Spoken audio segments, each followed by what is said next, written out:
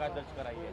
देखिए, जब दिन दहाड़े जुनैद और नसीर को किडनैप करके उनको पीट कर उनको जिंदा जला दिया जा सकता है, तो फिर मैं कौन सी खेत की मूली हूँ। और जो भी ये कर रहे हैं उनके हौसले इसलिए बुलंद हो रहे हैं क्योंकि उनको मालूम कि उनके पॉलिटिकली आइडियोलॉजिकली उनकी पार्टी सत्ता में है, और इसीलिए चाहे जुनैद हो, नसीर हो, या जहाँ कहीं भी इस तरह से दलितों को, आदिवासियों को होता है, तो फिर असदुद्दीन ओवैसी एमपी ज़रूर है, मगर अब उनके हौसले बुलंद हैं। वो लोग रेडिकलाइज हो चुके हैं और उनको लगता है कि वायलेंस के ज़रिए से वो अपने एजेंडे को मुकम्मल कर सकते हैं।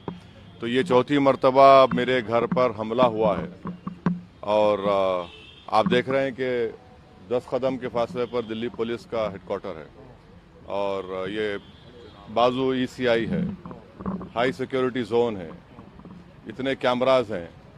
मगर कल 12:30 बजे डीसीपी साहब आए थे, हम उनको यही बोले कि आप देख लीजिए, अपने कैमरास में देख लीजिए, निकाल लीजिए उनको। ये हर बार हमसे होता है। पिछले बार पिछली गेट से हम स्पीकर साहब से इजाज़त लेकर पिछली गेट का परमिशन खुलाए, क्योंकि एक बार अंदर घुसकर हमारे जो डोमेस्टिक हेल्पर हैं, जो 50-60 साल से यहाँ पर है, राजू साहब को, राजू लाल को उन्होंने पीटा था, वहाँ पर जाकर उन्होंने यूपी इलेक्शन के दौरान में लाइव टेलीकास्ट फेसबुक पर करके पत्थर मारे। अब ये हो रहा है, तो ये मुझे लगता है कि हम लोग और आप न्यू इंडिया देख रहे हैं। सर, किस पर शक है? कौन लोग हो सकते हैं? मुझे नहीं मालूम कौन लोग हो सकते हैं। यकीनन ये वही लोग हो सकते हैं जो नाथूराम गोडसे की आइडियोलॉजी को मानते हैं, जो वायलेंस पर भरोसा रखते हैं, जो रूल ऑफ लॉ और संविधान को ख़त्म करना चाहते हैं और नफ़रत को आम करना चाहते हैं। तो यही लोग हो सकते हैं, मगर इंडिविजुअली कौन है मैं नहीं जानता। अब इतने सीसीटीवी कैमरास हैं, आप लोग अपने रिलायबल सोर्सेस का इस्तेमाल करिए ना। अब के बार तो कम से कम शिकायत दी गई है सर। अब ये तीसरा सवाल है। हाँ सर, क्या सर जो घर में जो सर्वेंट या और लोग थे, किसी को देखा उन्होंने पत्थरबाजी करते हुए हमला करते तो हम जो है कल रात में 11:30 बजे जयपुर से पहुंचे। 2 दिन का हमारा प्रोग्राम था पार्टी का, MIM पार्टी राजस्थान में। जब हम यहाँ 11:30 बजे पहुंचे, हम अंदर चले गए थे और थोड़ी देर में सोने जा रहे थे, तो हमारे जो डोमेस्टिक हेल्पर है, उनकी वाइफ, उसने आकर कहा कि सर ऐसा ये वाक़या हुआ है। तो हमारे साथ हमारे दोस्त यामीन खान थे। हमने कहा कि भाई जाइए ज़रा सामने पुलिस स्टेशन में इत्तला करिए। और फिर वो लोग आए और देखे, हम तो नहीं थे, जब आए देखे यहाँ पत्थर भी थे हमारे साथ। तो आजकल केंद्र सरकार ने Z कैटेगरी हमको दे दी है, तो वो भी एक बहुत बड़ा हम पे बोझ है। तो खैर वो लोगों ने भी देखा, पुलिस ने देखा, वो उनको पता चलेगा। वो आप लोग अपने सोर्सेस का इस्तेमाल करिए भाई, वो कैमरे में। देखिए, मेरी कोई अहमियत नहीं है, और मैं तो अपने कॉज के लिए अल्हम्दुलिल्लाह इंशाअल्लाह मरने को तैयार हूँ। मगर ये तो देश को सोचना पड़ेगा कि जो लोग जो वायलेंस को, हिंसा को इस्तेमाल कर रहे हैं, इससे देश कहाँ तक मजबूत होगा या कमज़ोर होगा, कहाँ तक हमारे क़ानून की व्यवस्था अच्छी होगी या आम जनता का उससे एतमाद उठ जाएगा। तो ये तो देश को सोचना पड़ेगा। सर, इसके अलावा आप जो है अभी आप बहुत पूछ चुके हैं। और तो सरकार ने सिविल कोड पर भी आगे बढ़ने की बात कर रही है। हाँ, सिविल कोड पर सरकार आगे बढ़ने की बात कर रही है। हाँ, आगे, हाँ, आगे बढ़ने की बात कर रहे हैं। तो हम केंद्र सरकार को बता रहे हैं कि भारत के मुसलमानों को जो उनके रिलीजियस कल्चर्स हैं, प्रैक्टिसेस हैं, उसका या कस्टम है, उसका उनको प्रोटेक्शन मिलता है आर्टिकल 29 के तहत, जो एक अनफेटर्ड फंडामेंटल राइट है। और कोई भी सरकार UCC के नाम पर मुझसे मेरा फंडामेंटल राइट नहीं छीन सकती। सर, नासिर जुनैद वाले मामले में आप खुलकर बोल रहे हैं, वो गए भी हैं, राजस्थान भी गए, तब अपने बयानों में भी जिक्र किया। लेकिन श्रीकांत के उस बच्चे के बारे में कोई जिक्र नहीं कर रहा, आपने भी नहीं किया, जब उसकी पत्नी को मारा गया, उसकी मौत बिल्कुल गलत, आपको गलत फहमी है जी। आप ही के मीडिया के लोग ने कल हमसे सवाल किया था, हमने उसका कंडेम किया है। गलत हुआ है, बिल्कुल नहीं होना चाहिए। दो गलतियां मिलकर एक सही तो नहीं हो सकता है ना। तो सर आप परिवार से मिलेंगे, क्योंकि आपने जो जुनैद है नासिर, उसके परिवार से भी आपने आप मुलाकात करवा दीजिए, कम से कम फ़ोन से बात करवा दीजिए, हम बात कर लेंगे। वैसे सर नहीं, हम बात करने तैयार है, आप बात करवा दीजिए। वैसे साहब आप कह रहे हैं कि चौथी बार ये हमला है, तो आपको क्या एक बारगी हमले के बाद डर बढ़ता जा रहा है आपका?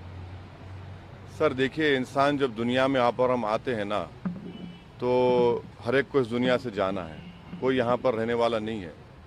तो और मेरे लिए तो मौत खुद एक नई ज़िंदगी होगी मेरे लिए, क्योंकि जब हम अपनी ख़बर में जाते हैं तो उसमें बहुत सी चीज़ें होती हैं और हर एक को जाना है। तो डर किस बात का? डर अगर डर है तो फिर राजनीति नहीं करनी चाहिए, मोदी इरा में पॉलिटिक्स नहीं करनी चाहिए अगर कोई डरता है तो। वैसे सर पिछली बार जब इसी तरीके की घटना हुई थी तो हिंदू सेना का इन्वॉल्वमेंट मुझे नहीं मालूम। नहीं, हाँ आप सही कह रहे हैं कि जब हमारे घर पर पीछे से हमला हुआ था, फेसबुक लाइव किए थे उन्होंने, उसके थोड़े ही दिन के बाद हापुड़ में हमारी गाड़ी पर गोली चलाई गई थी। अब ये जो वाकया हुआ है मुझे नहीं मालूम कौन इन्वॉल्व है, ये तो पुलिस आपको बेहतर बता सकेगी वो सीसीटीवी कैमरास देखकर। मगर यहाँ के कमिश्नर पुलिस को और केंद्र सरकार को देखना है कि अगर एक एमपी के घर पर ऐसा हो रहा है तो क्या मैसेज जा रहा है। सर आप कहते हैं लोग रेडिकलाइज हैं। नहीं, मेरे पास सीसीटीवी नहीं है, जो रोड पर है, जो बहुत से कैमरास है, आप देखिए यहाँ पर बहुत से हैं। सर आप कहते हैं ये लोग रेडिकलाइज्ड हैं, हाँ। तो कौन लोग रेडिकलाइज्ड हैं या किसने रेडिकलाइज किया? नहीं, ये रेडिकलाइज तो जो जुनैद नसीर को मारे रेडिकलाइज नहीं, वो तो क्या बोलेंगे उनको? सर क्या उसी की नहीं, ना आप जो है ना ये ऐसा मत करिए, मुझे नहीं मालूम।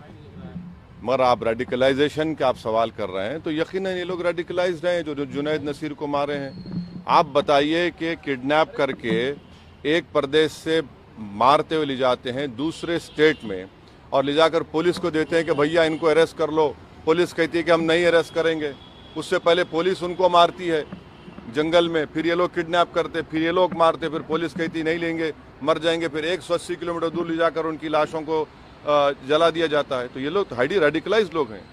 जब चुनावी रैलियां संबोधित कर ये तो ऐसा, हम जब तक जिंदा हमको अल्लाह रखेगा ये सवाल हमसे पूछा जाता रहेगा, फायदा किसको हो रहा है? भाई हमको फायदा क्या हो रहा है? मुसलमानों को कहाँ फायदा हो रहा है? देश की जमहूरियत को, देश के रूल ऑफ लॉ को कहाँ फायदा हो रहा है? इसका कोई इत्मीनान बख्श जवाब तो वैसे साहब होगा ना इस सवाल का, जब ये बार बार हो रहा है? नहीं, मुझे किसी को इत्मीनान दिलाने की जरूरत नहीं है। मैं जो काम कर रहा हूँ किसी को इत्मीनान दिलाने के लिए नहीं कर रहा हूँ, बल्कि बेचैनी पैदा करने के लिए, अपने हक को हासिल करने के लिए कर रहा हूँ। सर पुलिस कह रही है कि अभी सीसीटीवी देख रहे हैं, कुछ खास अभी तक नहीं मिला है। हाँ। ये भी कह रहे हैं कि ऐसा हो सकता है कि बंदर ने शायद फेंक दिया हो कुछ आपको। हाँ, बंदर ही हो सकते हैं।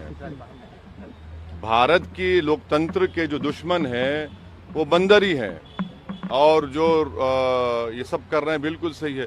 भाई कभी वो लोग ECI के ऊपर पत्थर नहीं फेंकता बंदर, पुलिस ऑफिस पर बंदर पत्थर नहीं फेंकता।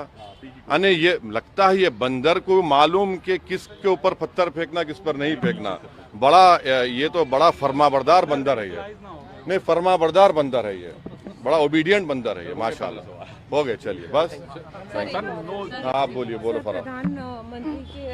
प्रधानमंत्री के पिता को लेकर जो है कांग्रेस, प्रधानमंत्री के सर दिवंगत पिता को लेकर एक बयान जारी किया है पवन खेड़ा ने, उनका दरअसल मजाक पवन उड़ाया खेड़ा है। जो है कांग्रेस के प्रवक्ता, वो ब्रीफ कर रहे थे, तो उस दौरान उन्होंने उनके पिता को लेकर मजाक उड़ाया। प्रधानमंत्री के पिता के नाम को लेकर, ना दामोदर मोदी है या फिर गौतम। देखिए, राजनीति आप जो भी करेंगे प्रधानमंत्री को क्रिटिसाइज करिए, खुलकर करिए, बेखौफ होकर करिए, मगर किसी की फैमिली पर मत जाइए, चाहे वो प्रधानमंत्री की फैमिली हो या कांग्रेस के नेताओं की फैमिली हो या किसी भी नेता की फैमिली हो। फैमिली को क्यों लेकर आते आप? फैमिली को क्या करना है? ये गलत है। किसी की फैमिली को क्यों लेकर आते आप? आपको इख्तियार ही नहीं है। यानी इस तरह से आप अटैक करेंगे फैमिली के ऊपर तो ये आपका फ्रस्ट्रेशन जाहिर होता है, और आप जिस मुद्दे पे क्रिटिसाइज कर रहे हैं उस हाइडेनबर्ग पर, वो पीछे हो जाता है और आप लोगों को मौका मिल जाता है।